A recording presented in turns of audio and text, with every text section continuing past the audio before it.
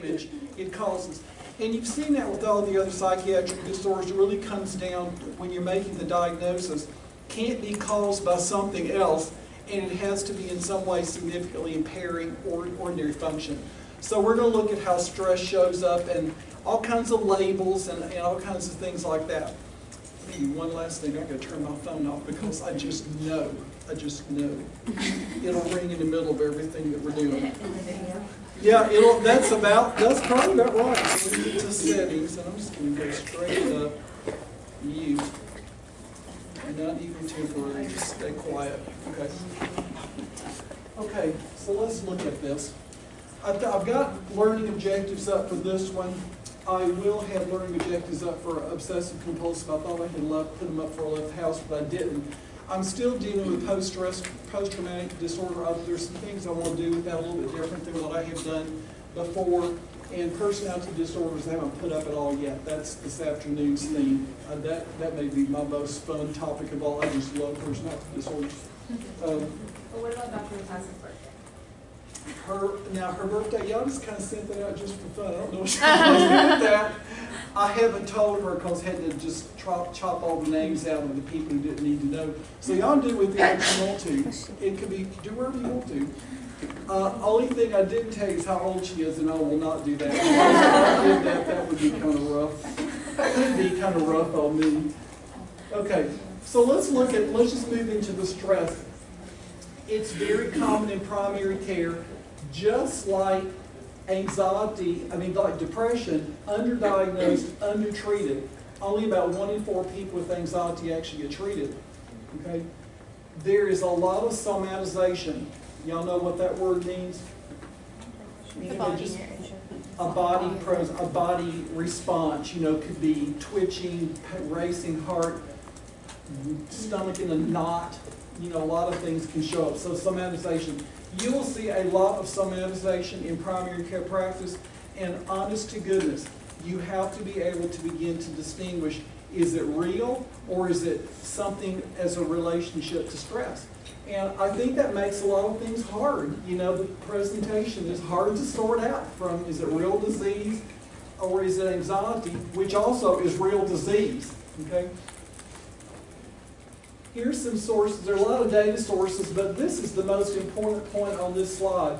Anxiety-type disorders are the most common diagnostic group in the United States. Can you believe it? It's not a disorder. It's not a category that's going to actually be diminishing in time. It may actually be increasing in time because society and the way we respond to it has become stressful enough, and that's what people are seeing. Lots of, yes? Is that of all diagnoses or yes. behavior? It's grouping. So when I say most common diagnostic group, it's looking at all the DSM5 groupings that are stress. There's a group called stress-related disorders. You look at that post-traumatic and post-stressor, those are all batched together as anxiety-type disorders when they're doing this research, okay? So that's why I said this morning's theme is anxiety and how it all shows up in all these different ways. There's quite a bit. You can see some of the lifetime prevalence for some of it is 15 to 25%. But some of the unique disorders we'll look at, like panic disorder, generalized anxiety disorder, which you see quite a bit, obsessive compulsive, and then social phobia. Every time I see these statistics, they always surprise me because I don't think this stuff is that common, because I don't know lots of people that they tell me that that's a problem. I mean, if you have a social phobia or you have a panic disorder, sometimes people will know that, and sometimes the person has adjusted so that they function fairly well, but they still have this diagnosis that they manage. So are y'all feel the same way when I read these percents of things happening? It's always like, well, I didn't know it was that much, or I don't know that it is that much, but maybe I don't know the right people. Does it ever hit y'all that way? It's a lot, more than you would think. Okay, epidemiology, race. There is no racial distinction. It's stress gets us all. This for panic disorder specifically. Sex, now there is a difference. Female to male ratios for any lifetime anxiety disorder is about 3 to 2 or 2 to 1. So women are more likely to experience stress than not. And of course, this classroom has more women than men, so I'm aware there's anxiety out there. And it's not a sexist statement. I'm just telling you there is anxiety in your population, so you kind of have to know it. Then age. Is there anything about age? Only thing you say, most anxiety disorders begin in childhood, adolescence, and early adulthood. It's not like you're going to live all the way up until you're like 60 and all of a sudden you become anxious. But I mean, it can happen. But most people who have an anxiety disorder diagnosis are going to be known a lot sooner than that. Morbidity and mortality with all these disorders. Severe anxiety is complicated by suicide, which you can imagine. If you're just anxious all the time and you think something bad is going to happen and you just don't know how you can make it the next day, suicidal thoughts do come into play, and it's a problem. As you well all know, by common sense and just by your own experience, alcohol and drug abuse is a very common comorbidity with anxieties. People try to treat themselves, and you know, a lot of alcoholism, a lot of drug abuse just starts from, I feel better, I don't like my reality, I'm anxious in my reality all the time, let me change my reality and now I kind of deal with it, and then you have to do that all the time. If you don't change your circumstances, anxiety is out there. Increased risk of cardiovascular morbidity and mortality. If you have an anxiety disorder and you have a cardiac disease, you may have more problems because of a stress reaction, heart attacks being induced, and things like that. Okay, let's distinguish fear and anxiety. Those actually require some distinction. I mean, I don't know if you sit around thinking about, you know, what's fear and what's anxiety. They're kind of closely linked, but they're kind of different. Okay, fear is an emotional response to real or perceived imminent threat. Okay, this is some reality thing. A man is at your door with a gun, and they're rattling the door and they're trying to kick it in. Okay, now that's fear, because that's a real imminent threat, or perceived. You're hoping it'll break the door down, but they could, who knows. The threat is external and definite, okay, so you know it's there. And fear serves the human being well. It warns you about bodily damage, pain, helplessness, or punishment. You got to get away. You got to do something. You got to preserve self in the face of fear. It is often associated with surges of autonomic arousal. You know that the fight or flight syndrome. You just get the surge. You're going to do something. And you read all these stories about people who do amazing things when they're operating in fear, that you'll kind of go, normally I wouldn't be able to do that. Escape, how you going to do that? People running long distances in short periods of time, and normally they can't walk down the hallway. You know, it's just stuff like that. Now, anxiety, as opposed to fear, or contrasted with fear, it's anticipation.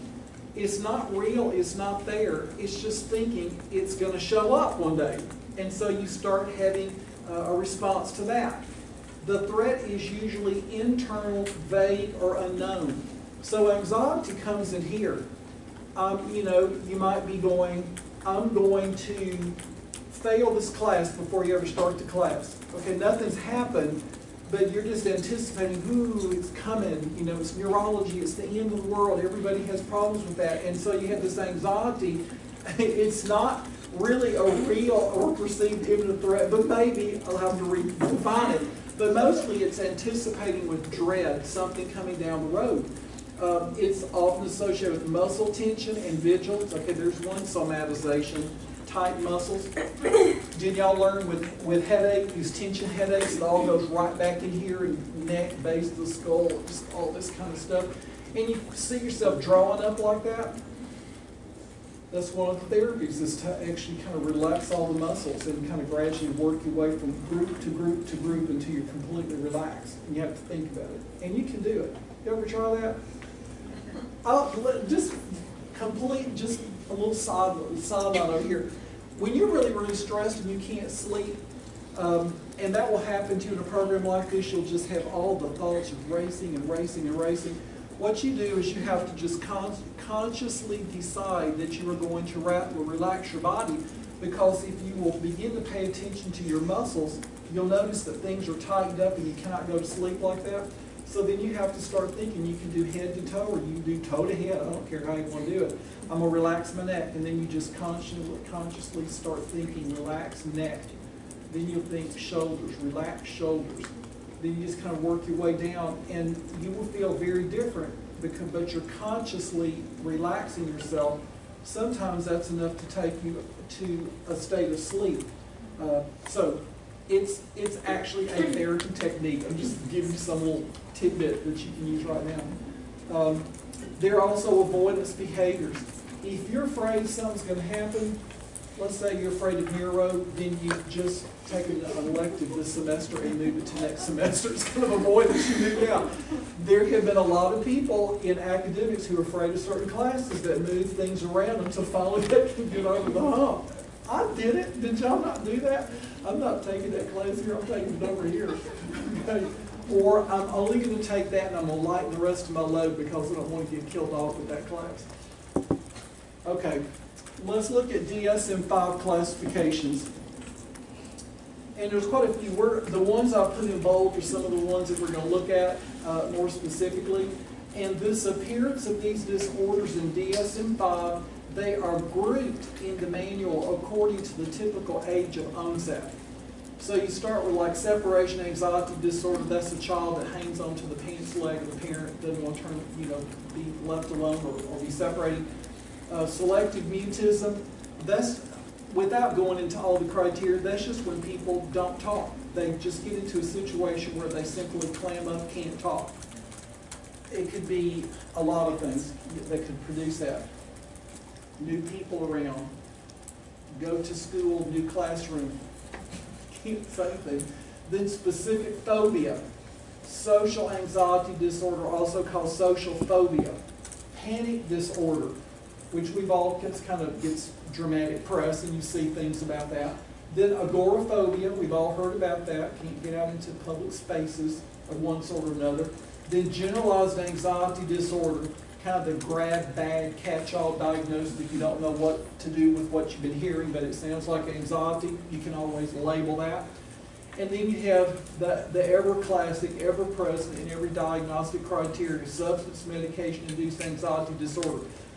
If you haven't figured it out by now, there's a lot of problems with substance and medications because when they are used inappropriately or in excess or in bad combinations, you can end up with psychiatric-like disorders.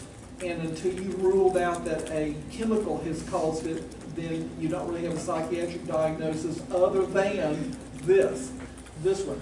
And then the final one, anxiety disorder due to another medical condition. What's the number one response to a significant illness that a person is told about? They get anxious. They get worried. And that is very normal. That's very normal.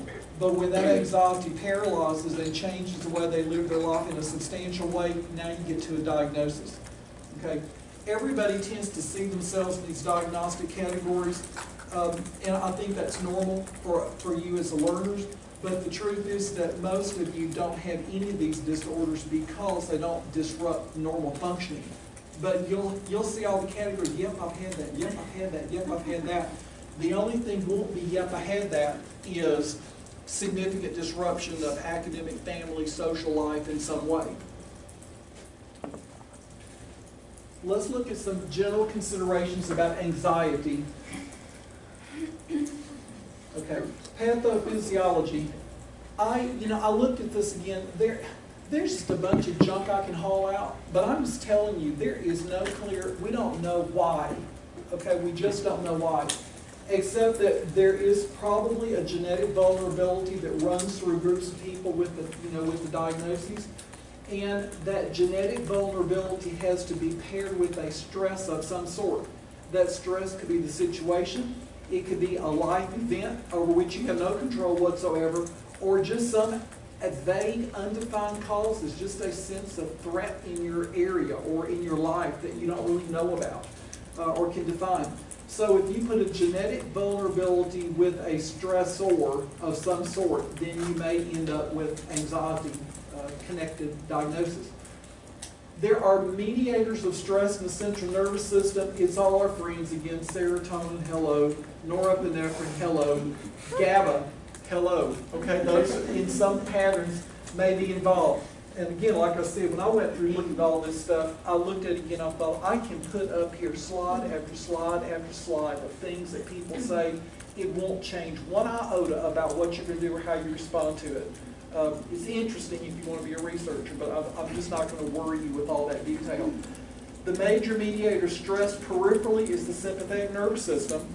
When you're sitting around trembling, that's sympathetic nervous system. When you're sweating, that's sympathetic nervous system, with one caveat.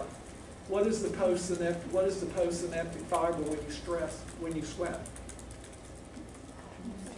It's parasympathetic. Go back, just to be fun. Okay, that'll mess you up. Go Google. But you've got a lot of your peripheral increased heart rate is going to show up that way. The physical manifestations, you all know these, but just to catalog some of them: restlessness, pacing, syncope, just faint, tachycardia, tingling extremities, tremors, upset stomach, butterflies. You see a lot of GI somatization when you have anxiety disorders, rumbling stomach, diarrhea, just really can't quite put your finger on where it's coming from. Urinary frequency, hesitancy, or urgency. Yeah, it could be anything. So yeah, you're either going to go too much or you're going to not be able to go. Physical manifestation, anxiety continued, diarrhea, dizziness, lightheadedness, hyperhidrosis, fancy for sweating, hyperreflexia, hypertension, see, hyper, too much of it, palpitations, and pulmonary mydriasis. So these are just some things, you've already known them from your own experiences. The symptoms vary according to the anxiety disorder. Always have to rule out general medical or substance abuse conditions, as I said a little bit earlier, before you can really assign a specific category diagnosis. You have to get a good history and review of systems to do a good patient assessment to then make a diagnosis for that person. Okay, there are in-office assessment tools. There are two. I have posted both of them in the D2L site for this, and you can look at them. I'm not going to get into the details of each question that you can ask, but I need you to know they're there. Yesterday we talked about the GAD-7. There's some questions were lifted off to that as part of that general anxiety inventory that OU physicians use, in primary care offices. So it's the general anxiety okay, thank you. Okay. I want a disclaimer. I want a disclaimer form. I'm just joking. He's looking at me through the window. He thinks y'all are crazy. Oh gosh. I want the royalties. Okay. Well, you already on a video for OU. I'm trying to make a career here. Late blue stars. Okay. GAD-7 is Generalized Anxiety Disorder 7-item scale. And then there's scoring system. I don't care that you know about the scoring system other than that it just kind of rates it from mild, all the way up through severe, minimal to severe. But you don't need to know those numbers. And then OASIS is the other one. Overall Anxiety Severity and Impairment Scale. It actually looks at what you can't do because you have anxiety, much more focuses on that. GAD-7 kind of gets into the symptoms and the frequency of those symptoms. And OASIS gets into what you're no longer able to do because you have anxiety. So GAD-7, OASIS, remember that those are available, and they are fairly often used, and you saw that yesterday. Always assess for suicidal ideation. If you get anxiety popping up in the interview, and you get a big story for that, you have to think about it. Okay, toxic conditions associated with anxiety. This laundry list of things, I'm just going to show you. See all this stuff? Lord have mercy. Okay. Some of the toxic substances are worth looking at because you always, as you know by now, have to rule out things that a person is taking in their body that could explain the symptoms that they currently have. Alcohol use or withdrawal. Street drug use or withdrawal. Amphetamines is in Oklahoma right now. Amphetamines is a big one for this.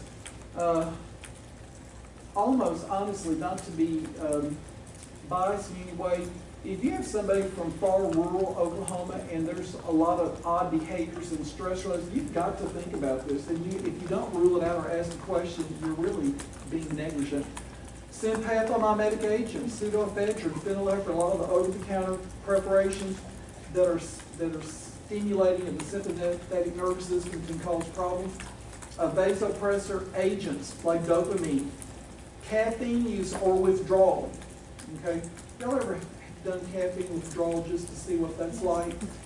Not to see what it's like, but yeah. Anybody need to go get coffee right now because it's painful. What kind of symptoms do you see? Headache is a big one.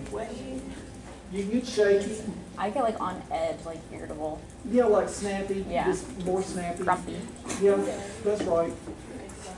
You have a hard time actually concentrating. You lose concentration. You can't quite focus on stuff. These are just broad examples. You can get anxiety from everything from antibiotics of variety classes. I will tell you, if you pull up any medication, and scroll into potentially or adverse effects that have been reported, you're always going to find three things: GI upset, skin rash, and some CNS something, which is probably anxiety. Because it's a foreign chemical in your body and it may respond differently than you think. Heavy metals, other chemicals, a lot of stuff. Medical disorders associated with anxiety, I do not expect you memorizing the list of things. I just don't. If I wrote an objective that says that, just forget it. It's too much stuff. Part of the medical disorder associated, it's all recorded now. Stop the recording. No, it's medical disorders associated with anxiety. A lot of this is the fact that you have the disorder. You have the disorder and you're anxious. It's not necessarily that anxiety just free form arises when you have this disease. It's because you have it and you start thinking about it and what it's doing to you that you become anxious. Okay? So look at everything in here. Neurologic, you got a laundry list of things. Cardiac conditions, you have several things. Respiratory, if you're hypoxic and you can't breathe, what is your response going to be? Anxious. People go looking for help when they get anxious about some symptoms. Endocrine, almost everything. My favorite, pheochromocytoma. There's a story about that. I didn't tell you. Have I told y'all that? No. Very quickly. In medical school in San Antonio, we were taking clinical medicine in University of Texas, a medical school down there. We had this one teacher who was from South America. I don't know which country he was from, but he had a very significant accent. And he would, I just wanted to go hear him. I mean, that class had 220 people in it. There might be 20 people who show up. I'm serious, because people just didn't know the services and went home. Y'all know. And he was talking about pheochromocytoma one time, and he said, and he was actually like, pheochromocytoma. I just about fell out. We would just do it for weeks and months after that. And then one time he looked up at the classroom and he said, "People, there are so many missing from my lecture." He said, "What do you all do? Take turns going to Bermuda?" And he's coming up, he's like, "I'll be here, I didn't go to Bermuda." Somebody else is having fun. Okay. Other things, inflammatory disorders create anxiety because you got pain a lot of times. Deficiency states, other psychiatric disorders. Anxiety is often a manifestation of any number of other problems, and it just goes on.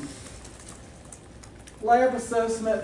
If there's a low index of suspicion that anxiety is being produced by medical disorder, then you just kind of do a basic workup. You know, CBC for an infection that could create an unknown anxiety before diagnosis. CMP, is there a basic metabolic defect? Thyroid is always big for anxiety. What part of, which thyroid disorder is associated with anxiety? Hyperthyroidism, you bouncing off the walls and inside, you just feel so anxious on the inside. Could be that.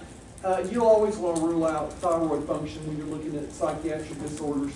Urinalysis, urine drug screen, big, rule out infection with CBC. If there's a moderate to high suspicion that anxiety is being produced by medical disorder at a deeper level, then you can start looking at things with EEGs, lumbar punctures, brain, EKGs, treadmill. But what the point that these two slides make is that go with the common stuff, and if you don't have a big suspicion that something else is going on based on your physical exam, you don't need to order the world. If you have other things going on that would lean in that direction, you may need to look at it. Separation anxiety disorder.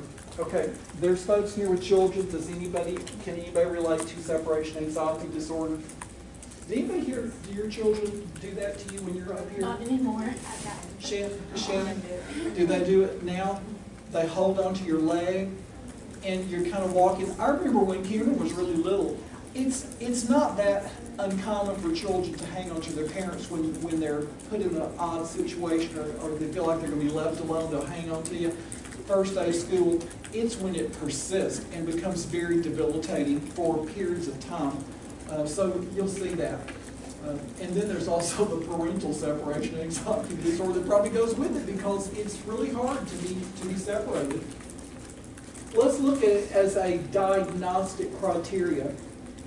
Okay, in bold, this is the most important part.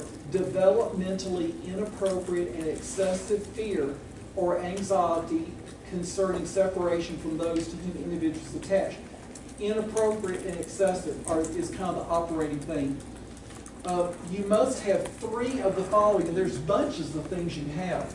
Excessive distress when anticipating separation, like getting in the car to go to school for the first day, and there's already a lot of emotional interplay.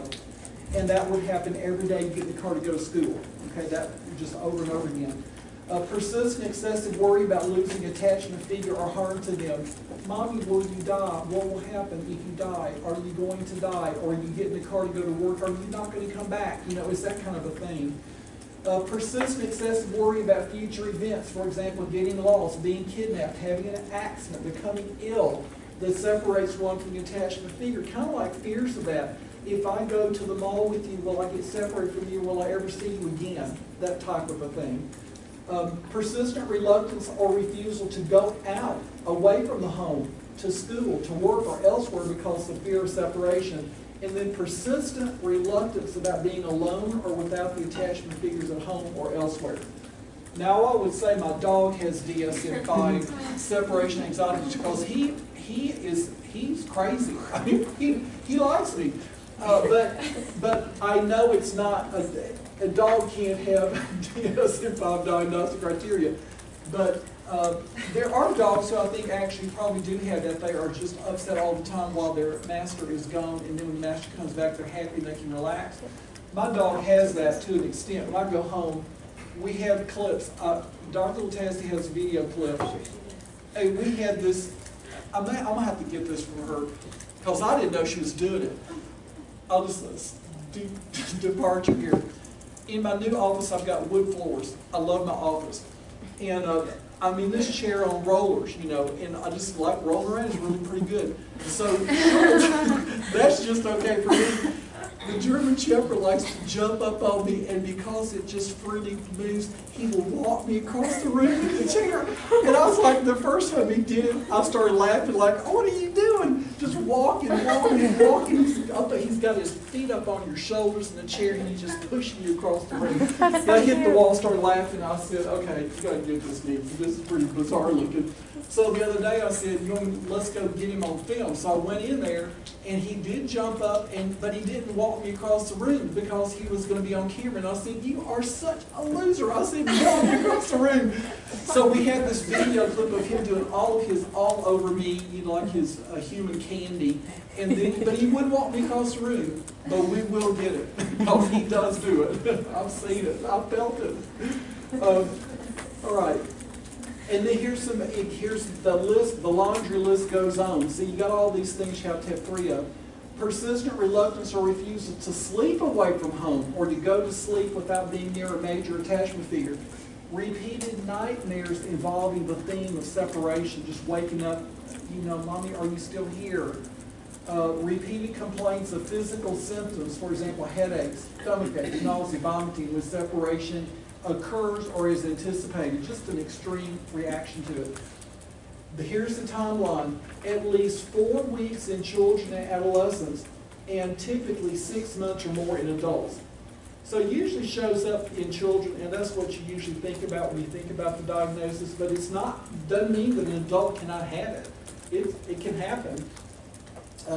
And then the disturbance must cause significant distress in social, academic, occupational, or other areas of functioning. Okay, so any questions about separation anxiety disorder? We kind of know it. So the big thing, you will be able to remember all those different areas, but at least 4 weeks. You can't call it separation anxiety disorder if it happens the first week they're in school, because then they'll accommodate, adjust, and go on. But if it doesn't settle down, then it could be a diagnosis. Specific phobia.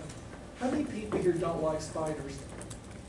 Okay, if a spider crawled on you, would that just creep you out? I'll tell you, have y'all seen these big spiders this year? What? There are, it's like more than what I've seen ever in the past. I mean, like tarantula-sized spiders. They are this big. I'm not joking. Where we live, they are big, hairy, fuzzy, and they are this big. I'm not joking to you. And I was sitting down in the back of the house, and children were running around the yard, and we were kind of playing. And I was just sitting there, and all of a sudden, out in my peripheral vision, I saw this little black spot, and it was one of those gigantic spiders behind me. And I thought, it's like I had phobia. So it's like, get out of here. And he wasn't trying to attack or anything like that, but he was so big. And I've seen him all over the road. I'm driving out that neighborhood. I've seen as many as 3 or 4 crossing the road. So it's like an invasion of some sort. I don't know what they are, but they need to go away. Dr. Latassi does not like him at all. I mean, if I could catch one in a bag and lose it in here while she's teaching, y'all say something. Y'all take a collection, I'll work on it. Okay, this specific phobias. Okay, the distinguishing features: marked fear or anxiety about a specific object or situation. So it has to be a specific object or a specific situation. It can't just be generalized all over the place. It can be flying. Don't like to fly. Anybody here doesn't like to fly? Okay. There's usually had that. Who's afraid of heights? I think I have only a little bit of, if I realize that, you know, I've mostly overcome it, but I've been in some high place where I'm thinking, oh my gosh, if I fell loose, and you have this feeling in your stomach that scares you. But you like roller coasters. I do. See, I wouldn't give myself the diagnosis. I like to move around. Animals, some people are scared of dogs. You know, getting an injection. You'll see this. Seeing blood. There's people who just will have a hard time giving you a blood draw. The phobic object or situation provokes immediate fear or anxiety. It's not like a warm-up phase. It's like you put that object out there, that situation, they are immediately, irrationally unglued. The object or situation is actively avoided or endured with intense life. Okay, it's actively avoided or it's endured with intense fear or anxiety. They are not okay while it's going on. Not okay at all. The fear is out of proportion. This is a diagnostic feature for a lot of the anxiety things. It's out of proportion. Okay, I could just go, ooh, I don't like snakes. I mean, I understand them. I can appreciate them. I'm not going to carry on about them, but I don't want them around me, and I don't want to touch them, and I need them over there. Okay, I just don't want, but I can see that, but I'm not these folks, oh, I want to pick it up and hold it. No, I don't need to pick it up and hold it. I want it over there. Okay, but it's out of proportion, just being completely unglued by it. The fear, anxiety, or avoidance causes clinically significant distress. The fear or anxiety or avoidance is persistent, typically lasting for 6 months or more. So it's an anxiety or it's an avoidance. Okay, either one. You're not going to put yourself around certain things. The prevalence, 7 to 9%, that's a pretty good percent. So you saw in the room here, I didn't really kind of catalog everything, but people have it. The phobia sometimes develops following a traumatic event, like being attacked by an animal or stuck in an elevator. Okay. Observation of others going through a traumatic event. For example, watching someone drown, then you would not want to be in the water. Or informational transmission, extensive media coverage of a plane crash. Some people get the phobia from that thing. And our culture is so, I guess the word is to use good, or so good about capturing things. We see things now that we used to never see in the moment. And that's a problem for some people. Many individuals are unable to recall the specific reason. I don't really know when it happened. It could have been when they're a small child, and they're just not quite sure, but all they know is it's there. And usually when they can't recall, it is something from childhood of some sort that they have created the problem. Most develop before the age of 10 years. How do you treat phobias? Mostly it's behavioral treatment. Okay, everything is not drug treatment. In fact, a lot of these phobia, anxiety things are not drug treatment. There's, as you'll see, one is exposure therapy, systematic desensitization or flooding with prolonged exposure, so you kind of get over the thing that that has been causing the problem. An example would be a treatment of a spider phobia in a 2-hour session. Patient gradually exposed to spiders in fantasy and then finally in vivo. And then they do booster sessions just so you kind of keep working on what it is that scares you about it. Could do hypnosis, relaxation techniques. I talked to you, gave you one of those earlier. Family and supportive psychotherapies, depending on what the phobia is. Medications.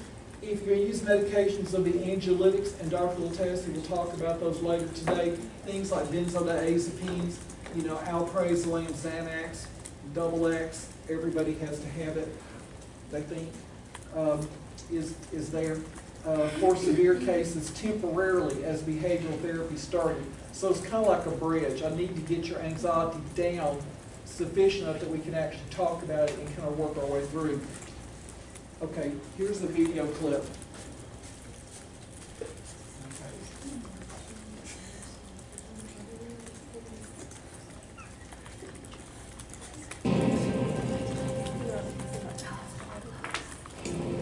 It's now time for Marvin's exposure, and I'm really worried about the next level for him. So, as you can see, we are here in the beautiful Golden Gate Dog Park. You don't go to parks, do you? Why not? No. Why? They're dog friendly. Well, that sounds like a good thing. To you, not to me. Okay. This exposure is going to bring up a lot of pain and memories from the past. Oh, hell no. Hey, stay with me. This pit bull puppy comes out of corner. My heart, like, almost jumped out of my body. Stay with me. Stay with me. You're okay. You're okay. Stay with me. Let's do this together. You're good. You're in control. You're backing up. You're running from your fear. I'll let the dog get closer to you, but I don't want you to back up. This dog represents 40 years of being in pain. So can I come closer? You tell her when to stop. I'm going to let you tell her, okay? All right. Good. You're good. Okay. Go ahead and come a little bit closer. Think of your family who is not going to want you to suffer. I think you should pet the dog.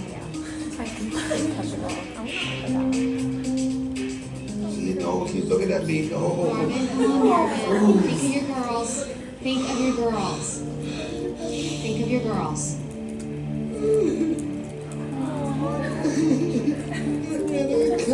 You're not a coward. You are not a coward. You are a strong person.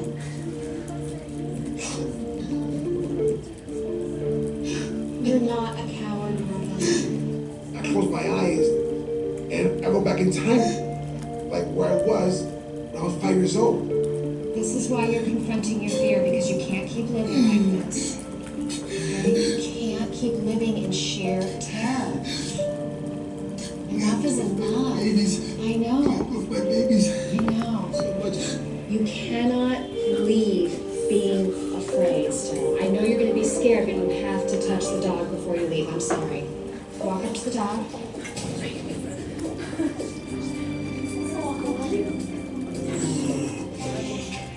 Let's see you shaking.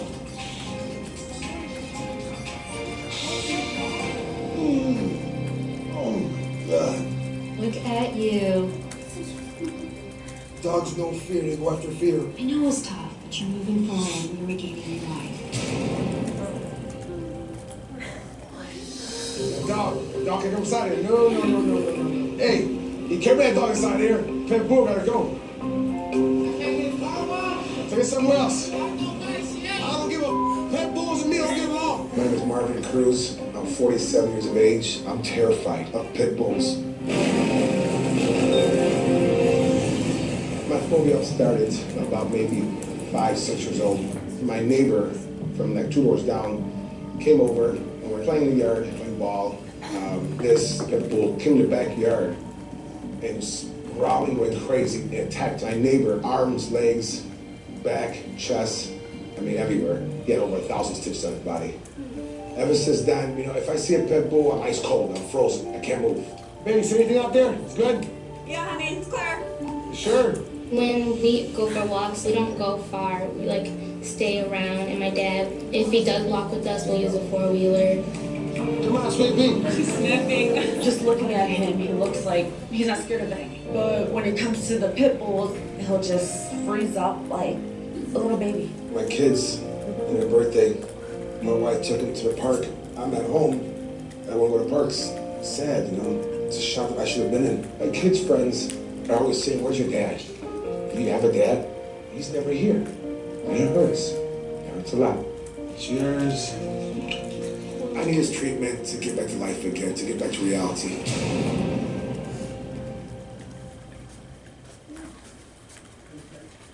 So that was pretty extreme. See, I wouldn't have that phobia. Yeah. So the reason I like that one is because you see how extreme the response is to something that is not a problem for most of us, a little dog. And so beyond that, it's an inappropriate, excessive response to the situation. But he probably has a lot of secondary overlay because he has guilt and shame because he knows it's a mismatch between what he ought to be able to be versus what he is. So that it creates more problems than just being exposed to the fear. So he was doing the therapy where he's going to kind of work his way up to being able to actually deal with that. So that's pretty classic. Okay, social anxiety disorder, also called a social phobia. Here's your criteria. Marked fear or anxiety about one or more social situations in which the individual is exposed to possible scrutiny by others. So it's a situation where other people are going to be watching you and they can say something about how you function. And it's just the fear that goes with that. Now some of these seem pretty mild to me. Examples include social interactions like having a conversation, meeting unfamiliar people, being observed, like eating or drinking, going to a restaurant, somebody's going to watch you eat and drink, and that's going to unglue you. And performing in front of others, like giving a speech. Now, some people do have that stand up in front of people and give a speech. That's pretty intimidating and scary, especially when you're being judged or graded. I think those things are scary.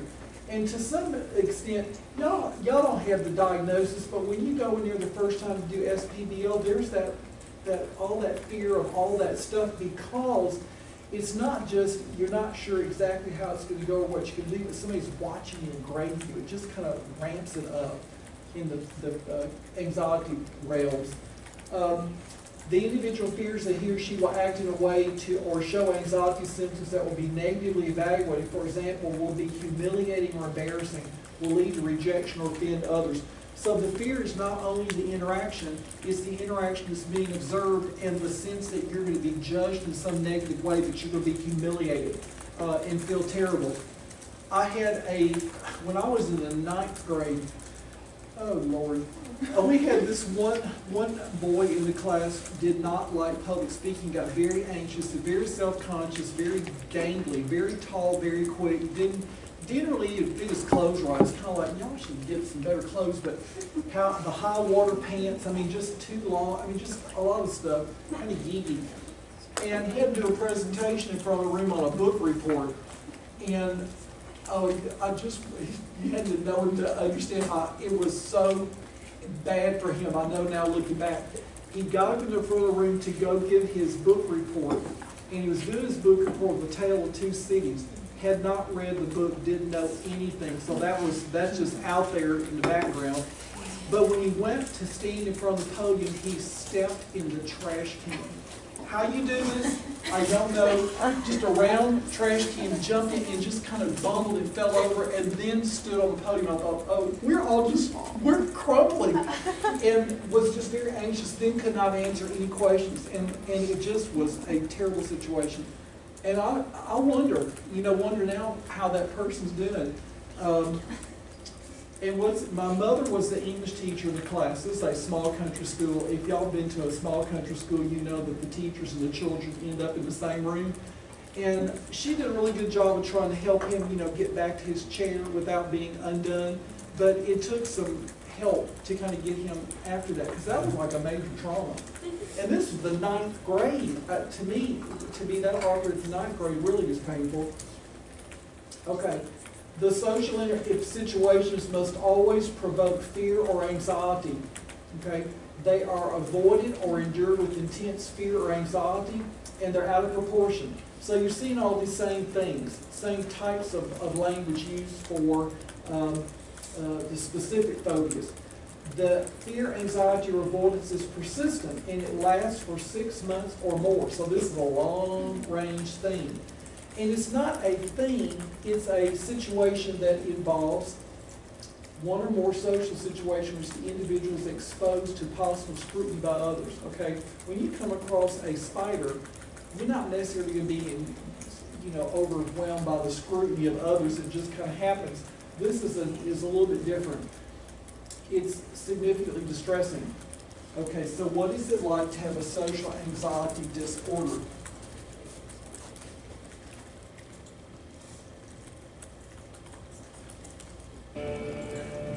My name is Morgan. I'm 20 years old. I have been diagnosed with a social and nonverbal disorder. I get really nervous in public or just talking to people. It's frustrating because people don't understand and they think that it's all in my head or that I'm making it up. It hurts because I can't be normal or have a normal life. Author and behavioral expert Gary Cox joins us, and Morgan's mom Sylvia joins us in the audience. Thank you both for being here. How severe was Morgan's case? Well, it's pretty severe because everything she tried to do, she couldn't go out in public to a grocery store. She couldn't do the normal things that most of us do and take for granted. And because of that, it was just totally controlling her life. And unfortunately, every year it would get worse and worse and worse. So thank goodness she reached out for some help.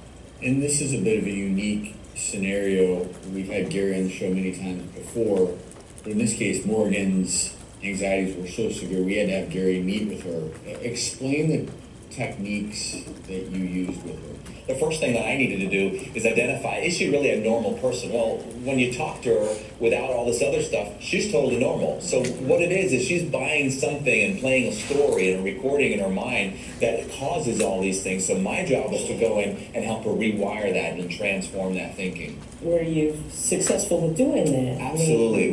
It was absolutely an amazing thing to watch, because one of the first things that we did, we put her in a store. When she goes into a store, she stops talking and she gets nervous and sweats at the palm, and she's totally out of control. So what we needed to do is I wanted to find out how she behaves so I can show her how to change that behavior. But remember, all anxiety is from the mind. So if I can get her to learn to understand how we think and how we behave, then we can change this entire behavior. Do you ever think back to when she said she was 7 and clearly there was an individual in the house who said, or Morgan said, verbally abused her, and it seems like a lot of issues have stemmed from that time. Is that fair to say? Yeah. So she begins to open up, and then I'm blindsided. I'm like, what?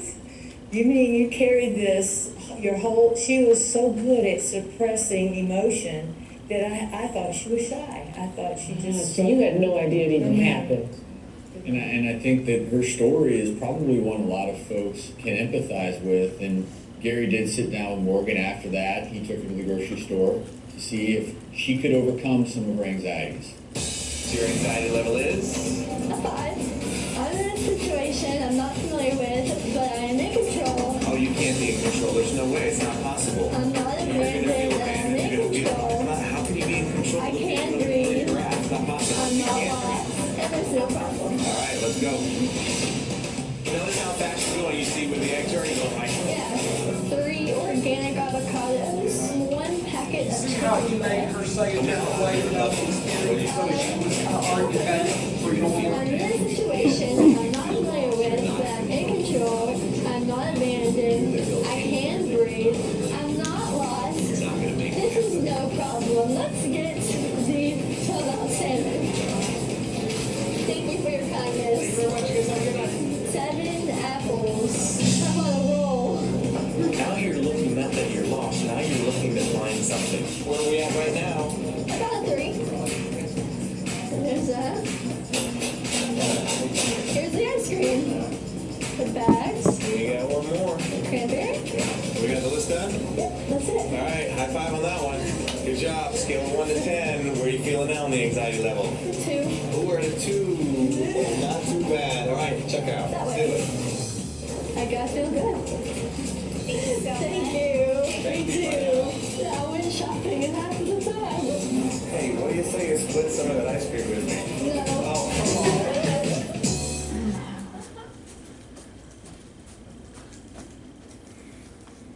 Is that on TV anymore? You still see it?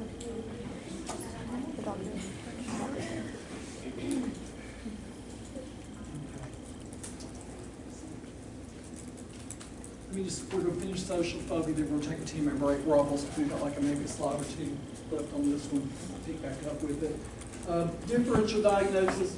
Anytime you have issues of anxiety, your differential is always going to include things like depression, schizophrenia, avoidant personality disorder. We'll see that this afternoon. Panic disorder with agoraphobia. There's many comorbidities with social phobias: alcohol, depression, other anxiety disorders, personality disorders. The therapies are behavioral treatments. Group therapy, she wasn't in a group, but she had individual therapy, but it was basically to do that, to re-socialize her, to learn how to perform tasks and functions in the situation in a different way.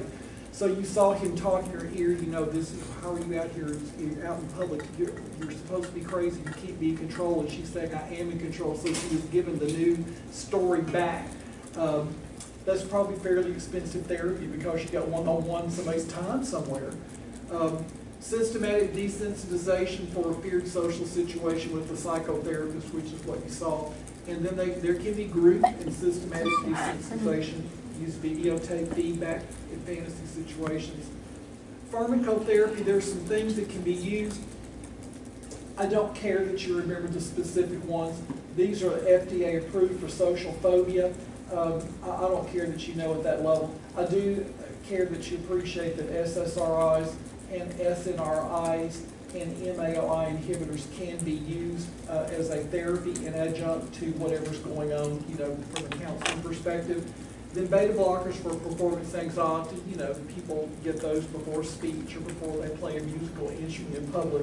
And then benzodiazepines sparingly, because when you have some of these disorders, if you put them on benzodiazepines, but they're not in the social situation all the time, you can create dependencies. So use the psychotropic agents to manage anxiety disorders. You got to be careful because you can create other problems from them with medications that did not exist. Okay, we're going to take 10, run, move, then we'll come back to pick up with panic disorders.